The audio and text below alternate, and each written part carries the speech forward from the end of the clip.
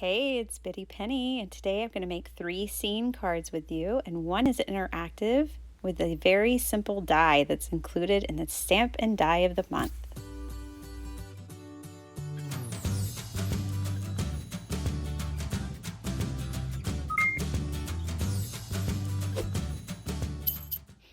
Hey there everyone, welcome, and today I am playing with the stamp and die of the month. This is for April from the Not2ShabbyShop, and I just checked, there's a few left in stock. They are so adorable. All of these images I colored up in a coloring session with my kids over the weekend and then die cut them, and I got this in the mail. I ordered the paper and ephemera from this month's kit, and I'm so bummed I didn't just order the whole kit, but whatever, that's for later. Anyways, I got this piece of paper out because it had mushrooms. Here are these beautiful confettis that I purchased too. I had some neon green sequins one time from Spellbinders that came in a kit years ago, and I used them all up, and I've wanted neon green since, so I was happy about those. Anyways, from this paper pad, I really loved this mushroom. It's so cute. It has strawberries on top. So I used the paper as my inspiration, and I took out a couple of sheets of scrap paper and I just kind of sketched out mushrooms. If you're familiar with me and my channel, I do a lot of no dies, no problem. I draw things. This is normal for me. Don't be scared to sketch. Draw inspiration and, expand the possibilities of your card making. So I just sketched this out and I used the stamps from the stamp of the month. They were perfect for this design. And I kind of picked my own colors here. I didn't really, in this way I deviated from the paper, but I just thought this happy little mushroom was too cute and I wanted big ones. I love the paper, but I wanted to make my own ephemera to go along with these gnomes. I have 3 strawberry patches this year in my garden. I absolutely am loving it. And so I was really excited when the theme this month had a lot of strawberries in it, tying my 2 hobbies together. So now I'm just going to color these in real quick. A lot of my coloring, so all of my coloring for my stamped images that are die cut were done with color pencils. But here I just decided to use some alcohol markers and do a quick coloring. And like I said, I just kind of deviated into my own color palette.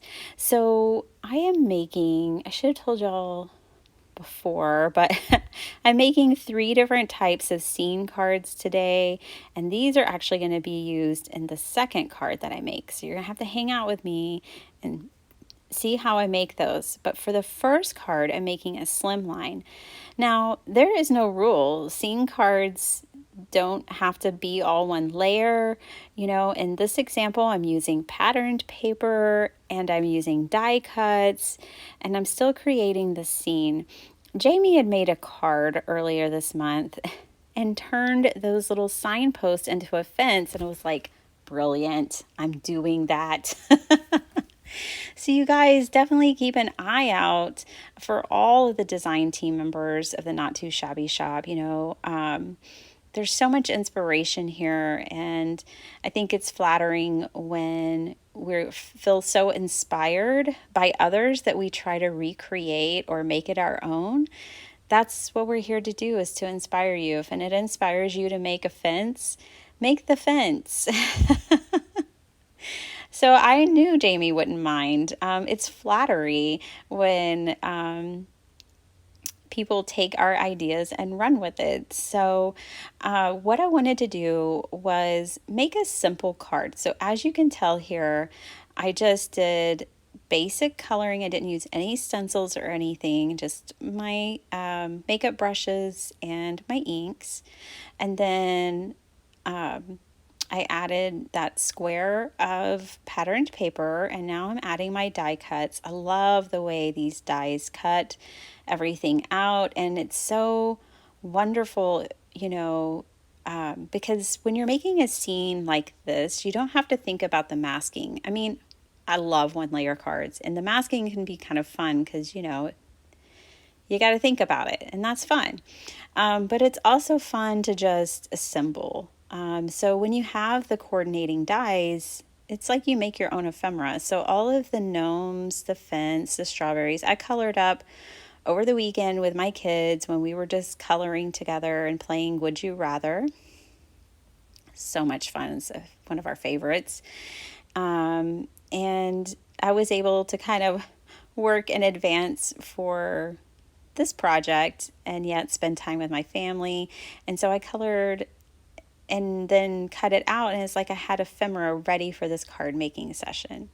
Okay, these happy little mushrooms just can't wait another second. They've got to become a card. So I grabbed some paper from my stash, and I'm just going to add this down at the bottom. So this is a different kind of scene card because I'm not sticking to traditional, blue sky, green grass, that kind of thing. Instead, I'm using some die cuts. These are all from Lawn Fawn. I'm sorry, I don't know what they're named because I've actually taken all of my scene building dies like this. So my suns, the clouds, the grass, the stitched hills, and I've put them all on one magnetic sheet. So I don't remember what they're called, but they're all stitched dies from Lawn Fawn. And I am just incorporating those with the pattern paper. I really love seeing cards like this sometimes, and it becomes so whimsical, and I think some of the overthinking is taken out of it immediately because we have a gingham sky. So once I got everything placed exactly where I wanted it, I used my micro pour tape to keep it all together so I didn't have to try to reassemble it later because my mushrooms and my gnome are covering the split sky there in the background. I just liked the way it looked to have the curvy ends. And now what I'm doing is going back. I'm still leaving that tape in place until I feel like I have everything really secured down. So when you use this approach, you'll have pieces that are overlapping, and you just kind of need to go in with your glue like I'm doing now and make sure they're tacked down. I'm going to cut off any excess pieces. And now for the slider card. Yes, this little die came in this kit this month. It's for cutting out the sentiment, but for whatever reason, as soon as I saw it, I was like, that would make a great slider mechanism. So I have these little slider pieces from MFT. These are from years ago, you guys. I had no idea when I bought a bag of them I was buying a lifetime supply, but I just don't make that many of these cards. Although after making this one, I might make more. Okay, so then I cut out a circle and glued it to that. I cut out another circle. That one's going to wait. Then I kind of lined this up where I thought I would want it. And then I cut that out. I got it a little crooked, but that's no big deal. It's going to be covered. Now I kept the piece that was cut out of it, and you could too, but I ended up not using it. Okay, now we have our mechanism mostly in place. So it's a circle in the front, a circle on the back, and then that little plastic piece in the middle. I'm kind of lining these two little cuties up so that their feet are even and she's sliding on over to him. I just think that's such a sweet idea. And now I'm going to fiddle around with this thing and figure out the placement. But essentially, if she is closest to him and the paper is even on the back, then that will work. So now I'm confident in this design that it's going to work. And she's sliding real nice. I do bring back in this 1-inch punch just to punch out a thumb hole so that we can easily grab the slider mechanism. The slider mechanism, I mean, y'all can tell it's just pattern paper. I mean, this is really simple design, but it totally works. Now with your foam tape, I did double it up, and this is what's most important. You want to create a channel for that piece of paper in the back not to move around. So you want to create a channel of foam tape so that it kind of locks it in place and it's not moving all around on you. Here I should have put my glue on it. It really helps to put a little wet glue when you might have to reposition something. You can tell it had already made contact with that paper, but it all worked out. So now she's moving and grooving real well. And I have a few extra little pieces, so I decided to put some here. Because this glue dries and sticks so good. This is a bookbinding glue. It's called Lineco that I use. Once you stick it, it's done if it's dry. So I wish I would have added those later, but that's okay. I used the sentiment, I'll always pick you, along with the die to cut it out.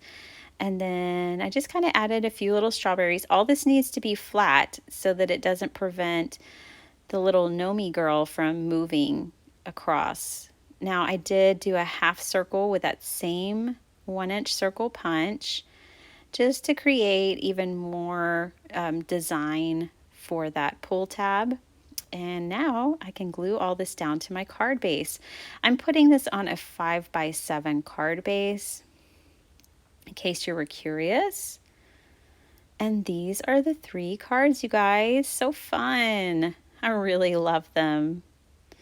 And I did add the sequins on, and I did decorate the insides of the cards, just simply stamping with these adorable stamps. You can write over it, you can write to the side of it, but I just think they're precious. I super love my big happy mushrooms. I never would have thought of stamping strawberries on my mushrooms. That's so clever.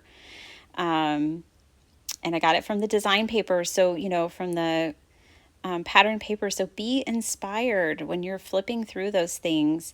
And this is so well coordinated that I could easily make it with the supplies that I had in the stamp set. And then this super cute little couple. I love how their hats almost make a heart when they're together. It's so sweet. So I hope you guys enjoyed this. Definitely go over to Not Too Shabby. I have it linked down below if you want to grab.